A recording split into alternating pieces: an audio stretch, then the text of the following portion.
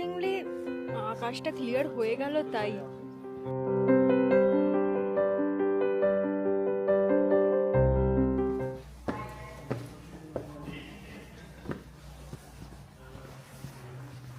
তো অবশেষে প্রায় 40-45 মিনিট হেঁটে, বেশি তাও বেশি 1.5 ঘন্টা মতন হেঁটে আমরা এই রোপওয়ের এখানটাতে এসেছি। টিকিট কাটলাম। এখন এটা বন্ধ আছে, একটা আসবে তখন এটা খুলবে, তখন এটা দিয়ে ঢুকতে হবে।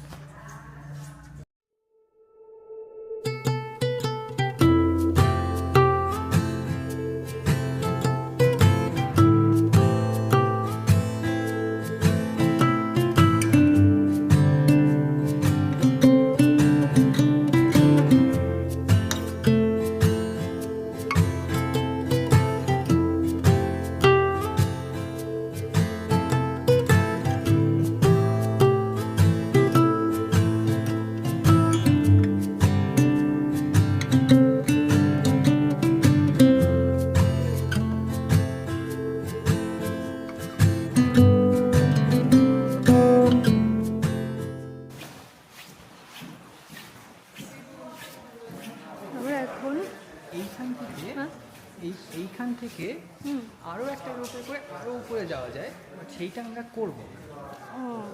আচ্ছা, কারণটা মেন কারণ হলো যে উপরে উঠতে অনেক বেশি খরচ লাগে, আর এইটা ওরকম সাংঘাতিক কোনো জায়গা নয় আর কি। তো জায়গাটা ভালো, কিন্তু আমরা তার থেকে এইখানে এই লোয়ার লেভেলে এই কী বলে এই ভিলেজটা একটু এক্সপ্লোর করব। আচ্ছা, এটা একটা ইনফরমেশন দেওয়ার আছে, সেটা যে রোপওয়েতে করে আসলাম এটা হচ্ছে ওয়ার্ল্ডের স্টিপেস্ট রোপওয়ে। আমার পেছনের জাস্ট ভিউটা দেখো, তাই না? এখান থেকে কতটা দেখা যাচ্ছে আমি ভালো করে আবার দেখাচ্ছি। এবারে কথা হচ্ছে যে আমরা বেরিয়েছিলাম 7টার দিকে, অ্যান্ড খেয়েছি 7:30টায়, কফি আর বিস্কুট খেয়ে বেরিয়েছি। আর এখন বেজে গেছে, এখন কটা বাজে? 1:30 বাজে কি? 1:45 বেজে গেছে এখন। তো অনেকটা গ্যাপ, প্রচণ্ড খিদে পেয়েছিল। লিখন বলছিল আর একটু উপরে উঠে তারপরে খাবে, তো আমি বললাম আমি আর পারছি না, প্রচণ্ড খিদে পেয়েছে, এখানেই খেয়ে নিই। এত সুন্দর সিনিক ভিউ, এটার সাথে এত সুন্দর সিনিক ভিউয়ের সাথে দাঁড়িয়ে দাঁড়িয়ে খাওয়ার মজাটাই একটা অন্যরকম। তো এটাই বা কেন মিস করি, তো সেই জন্য এখানেই দাঁড়িয়ে দাঁড়িয়ে খেয়ে নিচ্ছি। সারপ্রাইজিংলি আকাশটা ক্লিয়ার হয়ে গেল তাই এত সুন্দর আমরা দেখতে পাচ্ছি। নয়তো এরকম যদি থাকতো তাহলে, প্রেডিকশন ছিল না, কিন্তু যদি থাকতো ওরকম অবস্থা তাহলে অবভিয়াসলি আমরা এতটা উপরে হয়তো আসতাম না, এতটা হেঁটেও হয়তো আসতাম না।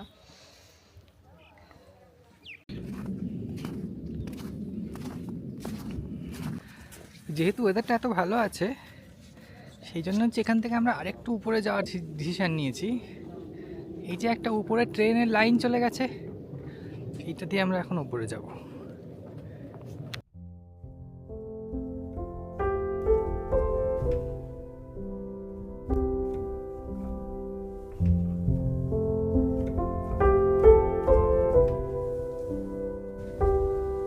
এখানে প্রচুর লোক স্কিং করছে, খুব সুন্দর লাগছে দেখতে। দেখে যতটা এক্সাইটিং লাগে সেটা তো এক্সাইটিং বটেই, কিন্তু যতটা সহজ লাগে ততটা সহজ একেবারেই নয়।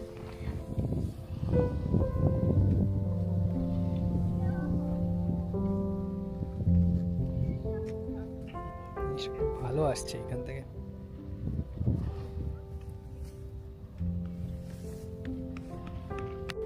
তবে এখানে 2-1জনকে দেখছি স্লেজও করছে, ওটাও বেশ ফান, কিন্তু আমার ইচ্ছা আছে করার, কোনো এক সময় হয়তো করবো।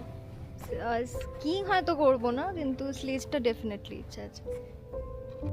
এবার এখানে স্কিং তো করছে, মানে স্কিং করে নিচে তো চলে যাচ্ছে, কিন্তু এখন উঠবে কি করে, তা ওঠার জন্য সেই ব্যবস্থাটাও রয়েছে। সেটা হচ্ছে এই যে এই জিনিসগুলো যেগুলো যাচ্ছে, একটা বাচ্চা উঠছে, এগুলো দিয়েই উঠবে, জাস্ট একটা ধরতে হবে, নিয়ে হচ্ছে ওই করে আর কি উঠবে। আর একটু হেঁটে হেঁটে উপরে উঠবো। এটা অ্যাকচুয়ালি স্কিংয়েরই জায়গা, কিন্তু এই সেই যে যখন তখন যাই না, একটু বেশ ভাল লাগছে খুব, অনেকটা ঢালু কিন্তু নট ব্যাড।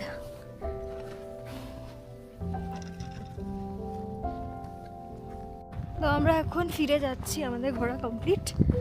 অ্যান্ড বললাম না আবার এখানে মেঘাচ্ছন্ন হয়ে গেছে, আবার এখানে এরকম হয় অবস্থা। দেখো আবার ভাগ্যিস আমরা ঠিক সময় এসে ঘুরে নিতে পেরেছি, তাই আদারওয়াইজ কপাল খারাপ থাকতো নয়তো। আর বরফ পড়ছে এখন, আবার ওই মেঘটাই আর কি বরফ নিয়ে আসলো। চলো এবার ফেরা যাক আস্তে আস্তে।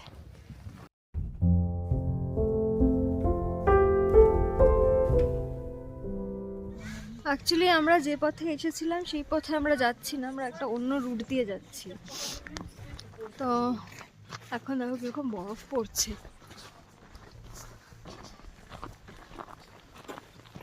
আবার বরফটা না টিপিক্যাল বরফ নয়, ওই হেল টাইপের, রাইট? হ্যাঁ, কেমন একটা কেমন বল, ছোট ছোট বলের মতন আর কি। আমার চুলে পড়েছে দেখো।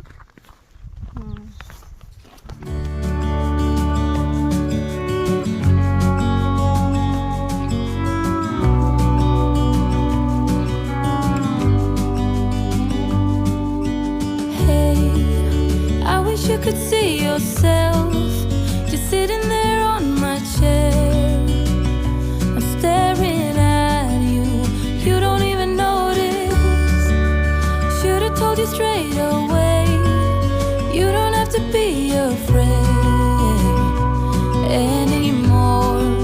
I know you haven't noticed. আমরা লাউটারব্রুনেন স্টেশনে চলে এসেছি।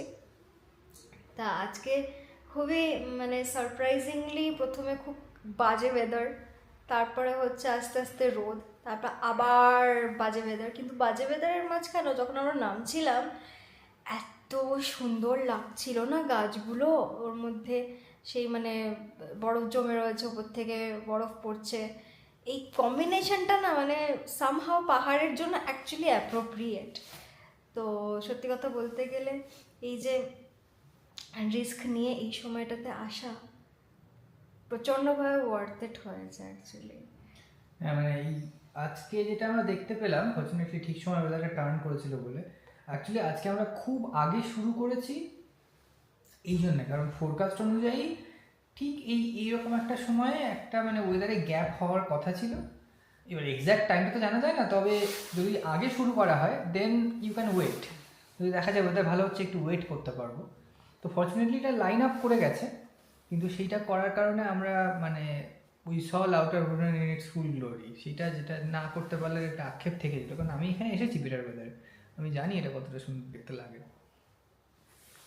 তো সেটাও দেখতে পেয়েছে, এইটা একটা। তবে আমরা আজকে এই যে রুটটা করলাম, এখান থেকে উই হেঁটে গিয়ে তারপরে রোপওয়ে করে গিয়ে তারপরে আবার like we effectively did a circle around the valley. তো সেইটা মানে এটা এআই অ্যাসিস্টেড রিসার্চ। এটা আমি এই পার্টিকুলার রুটটা হয়তো বার করতে পারতাম না, কারণ আমি ভিলেজগুলো দেখেছি, হ্যাঁ ওখানে যাওয়া যায়, কিন্তু রুটটা প্রিসাইসলি ডিসাইড করাটা সেটা অনেক মানে হেল্প করে এই এআই অ্যাসিস্টেড এআই এজেন্টগুলো। তো যেহেতু কালকে ওয়েদার খারাপ ছিল, তো আমি ওইখানে বসে বসে রুটটাকে একটু মডিফাই করেছিলাম। যদি আজকে ওয়েদার একদম ভালো থাকতো তাহলে আমরা আরও এক্সটেন্সিভ একটু কিছু করতে পারতাম। কিন্তু যেহেতু মানে ভালো ওয়েদার খালি খুব কয়েক ঘন্টার জন্য পাওয়া গেছে, সেই জন্যে জিনিসটাকে খুব ফ্লেক্সিবলি অ্যাপ্রোচ করা হয়েছে, যাতে করে যেরকম ওয়েদার থাকবে আমরা সেই রকমভাবে ব্যাপারটাকে মানিয়ে নেব। প্রথমে গাঁই করছিলাম ঠিকই যে লাক খারাপ কারণ এত খারাপ ওয়েদার, কিন্তু তারপরে বুঝলাম হচ্ছে যে সুইজারল্যান্ড অ্যাজ ইফ বলছে যে আমাকে যখন দেখতে এসেছিস তখন আমার আসল রূপটা না দেখেই চলে যাবি। তাই সেই জন্য হচ্ছে সত্যি মানে বারবারই বলছি আর কি, সত্যি মানে অসাধারণ এক কথায় বলতে গেলে। তো দীপন একটা ভুল করেছে, সেটা হচ্ছে যে টিকিট কাটতে গিয়ে ক্লাসটা আপগ্রেড করে দিয়েছিল। তো আমাদের তো এমনি জেনারেল ক্লাসে আমরা উঠি, কারণ ফার্স্ট ক্লাস সেকেন্ড ক্লাস হতো, ফার্স্ট ক্লাস সেকেন্ড ক্লাস এমনি এক্সপেন্সিভ।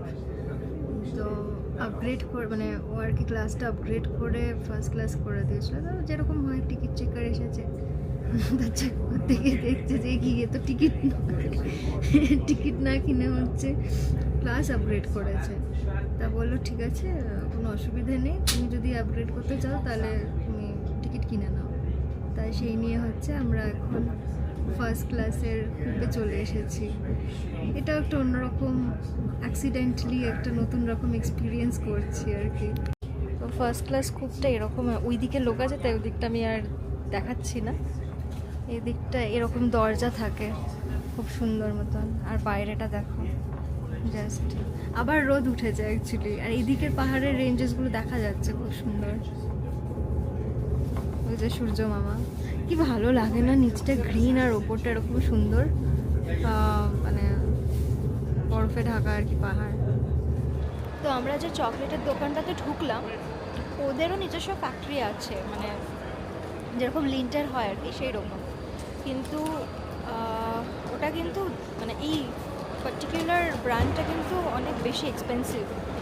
আবার লিন্টের মতন অত বেশি মার্কেটিংও নেই এদের, তো যথেষ্ট ভালো খেতে। মানে obviously Swiss chocolate is one of the best chocolates in the world, like not even one of the actually best সারা ওয়ার্ল্ডে।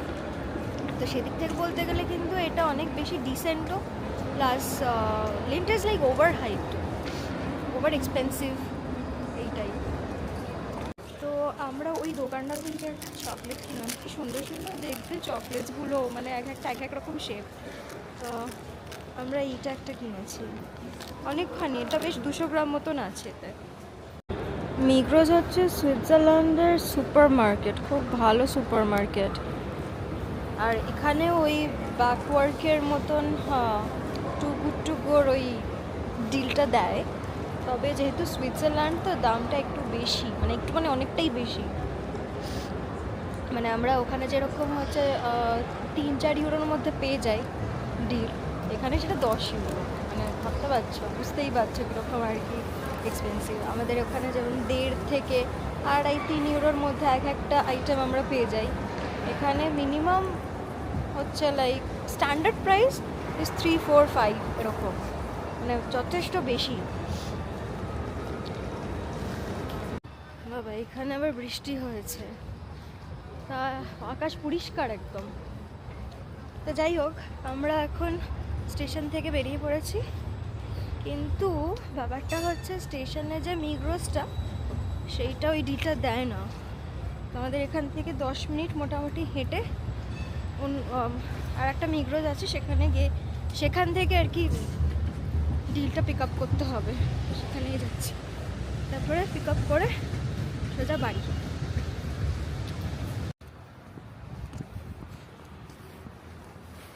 আমি ভাবলাম এই জায়গাটা আর একটু জমজমাট হবে, দেখলাম এ বাবা, কিন্তু আমি স্ক্যামড হয়ে গেলাম।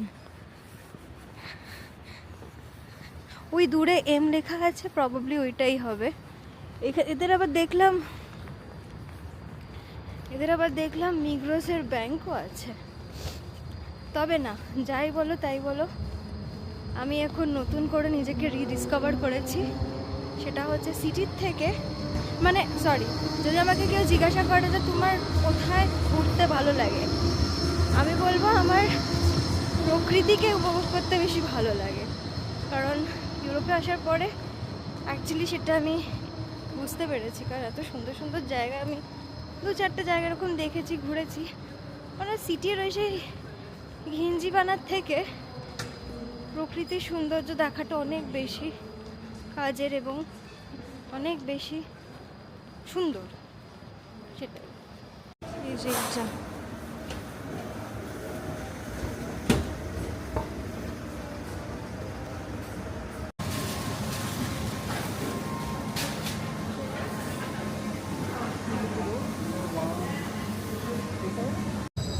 তো আমাদের খাবার পিক আপ করা হয়ে গেছে। খাবার পিক আপ করারও বেশ একটা গল্প আছে, তোমাদেরকে বাড়িতে গিয়ে বলবো। অনেক খাবারও দিয়েছে, সব দেখাবো এবং তার সাথে গল্পটাও বলবো বাড়ি পৌঁছেই তারপর। তো আমরা বাড়ি চলে এসেছি, এখন 8:30 বেজে গেছে। দেখাই কি কি দিয়েছে। অ্যাকচুয়ালি €10 পড়েছে এটাতে, আর অনেক কিছু দিয়েছে। এটা একটা স্যালাড আছে, তারপরে এটা একটা ওই চিকেন হবে, আমি জানি না, মেবি চিকেন কারি দিয়ে আর কি। তারপর এটা হোল চিকেন রোস্ট, লেগ, আর 3 রকমের পিৎজা আছে, বেশ ভালো রকম কোয়ান্টিটি দিয়েছে সব মিলিয়ে। অ্যান্ড যে সো এই কারিটা দীপনের ব্যাগে পড়ে একদম, যাই হোক সেরকমভাবে পড়েনি যে ক্যামেরায় লেগে টেগে যায়নি, কারণ অবভিয়াসলি ক্যামেরা আছে তো ওটা তো বাঁচিয়ে রাখতেই হবে। পরিষ্কার করে নিয়েছে, এখন এভরিথিং ইজ ফাইন। আর মিগ্রোজে গিয়ে যা কাণ্ড হয়েছে, বাপরে বাপ, সে মানে বোঝাই যাচ্ছে না কোথা থেকে পিক আপ। তা আমরা একবার ওপর একবার নিচ, একবার ওপর একবার নিচ এরকম করছি। তারপর একজন আমাদেরকে বলল, সেও একজন মানে একটা ইয়াং ছেলে আর কি, সে কতটা জানে সে নিয়ে আমাদের যথেষ্ট ডাউট হয়েছে এই টুকুর ব্যাপারটা। সে কি বললো কিছু বোঝা গেল না। তা যাই হোক আমরা খুঁজছি, তারপর একজন লেডিকে ধরা হলো। তাই সে তারপরে বলল যে এরকমভাবে দেখতে হবে আর কি। তা এবার এখানকার গল্পটা হচ্ছে, মিগ্রোসটা অনেক বড়, মানে মিগ্রোস মেগা মার্ট এরকম টাইপের, তো অনেক বড়, যার ফলে আর কি ভেতরটা না, মানে এই খাবারের যে সেকশনটা ওটা অনেকটা তোমাদের ওই সেই আমাদের যে ওদের হতো না এই ফুড কোর্ট টাইপের, ওই রকম ফুড কোর্ট টাইপের আছে, যার জন্য আমরা অ্যাকচুয়ালি বুঝতে পারছিলাম না, কারণ আমরা ওরকম দিকে অভ্যস্ত নই। তা যাই হোক আলটিমেটলি খুঁজে আমরা আর কি এইসব কালেক্ট করে তারপরে বেরিয়ে পড়লাম। তো আজকের ভিডিওটা এই পর্যন্তই। কমেন্ট করে জানিও কেমন লাগলো এই ভিডিওটা। ভালো লাগলে অবশ্যই লাইক করো, শেয়ার করো, অ্যান্ড আমাদের চ্যানেলটা ফার্স্ট টাইম দেখে থাকলে সাবস্ক্রাইব করতে ভুলো না। তো চলো, কালকে আবার দেখা হবে নতুন একটা ভিডিওর সাথে। আপাতত আজকে good night and take care, tata.